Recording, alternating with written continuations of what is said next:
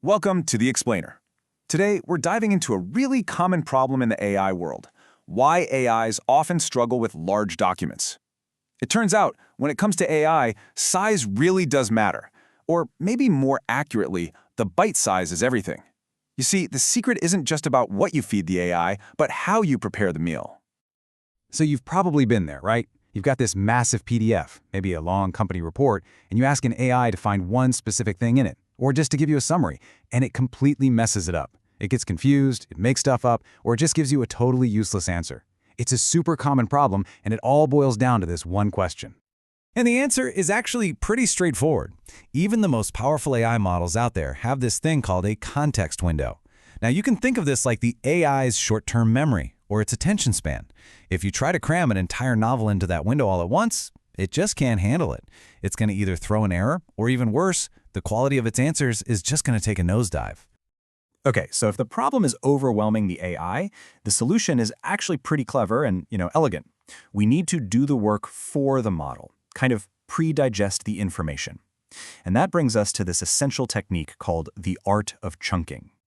So what exactly is chunking?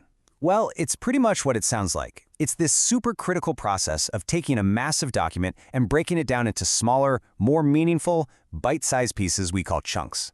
It's like preparing a meal the AI can actually digest, instead of just asking it to swallow the entire cookbook in one go.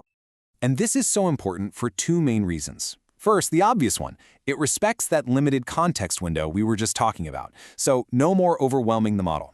But second, and this is where the real magic happens, it dramatically improves retrieval accuracy. See, when you ask your AI a question, it's not searching the whole document at once, it's searching these individual chunks.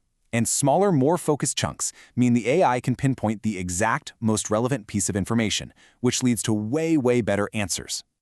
But, it's not as simple as just grabbing a pair of digital scissors and chopping up your document randomly. There's a real strategy to how you make these cuts. The method you pick can have a huge impact on how well your AI performs. So let's take a look at the most common strategies out there. So this table breaks down the three main ways to do it. First up, you've got fixed-size chunking. This is the simplest way. Just cut the text every 500 characters or something like that. It's fast and easy, but you risk cutting a sentence right in half and losing all the meaning. Now, a much smarter way is content-aware chunking. This method actually looks at the document's structure and splits it along natural breaks, like paragraphs or headings. This is awesome for keeping the context intact. And finally, we have recursive chunking. This is kind of a hybrid, and honestly, it's often the most effective. It tries to split by paragraph first, but if a paragraph is still too big, it'll recursively break that piece down even further. It really gives you the best of both worlds. You get the meaning, and you get a manageable size. So, this, of course, leads to the million-dollar question. If we're going to be chopping up our documents, what's the magic number? Is there a perfect size for a chunk? Is it 256 tokens? 512? What is it?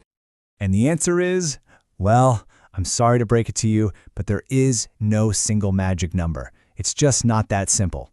Figuring out the best size, it's actually pretty nuanced, and it depends entirely on what you're trying to do. The best size really depends on at least three big things. First, the embedding model you're using. That's the part of the system that turns your text into numbers the AI can actually understand, and different models have different limits. Second, the nature of your data itself. A really dense legal document needs bigger chunks to keep all the complex ideas together, while, say, a bunch of short social media posts can be chunked much smaller. And finally, your specific use case. Are you building a Q&A bot? Then you probably want small, precise chunks. Are you trying to summarize a whole document? You might need bigger chunks to capture the broader context. And this really highlights the key takeaway here. There is just no substitute for rolling up your sleeves and trying things out. The only way to find what works for your specific combination of model, data, and goals is to experiment. Try different sizes, try different strategies, and measure the results.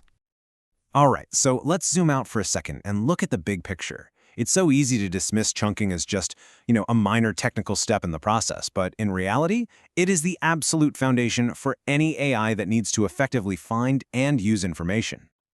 I absolutely love this quote from the source material. It just nails the idea perfectly.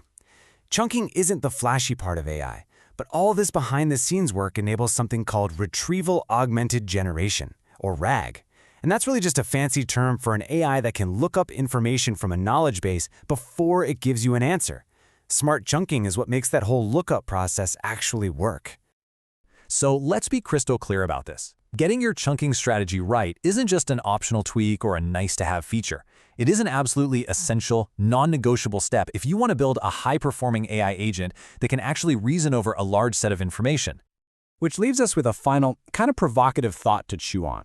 The next time you get a truly insightful, brilliant answer from an AI, ask yourself, are you really just witnessing the raw intelligence of the model itself, or is the true genius actually found not in the AI's brain, but in the careful, thoughtful preparation of the bite-sized data it was fed?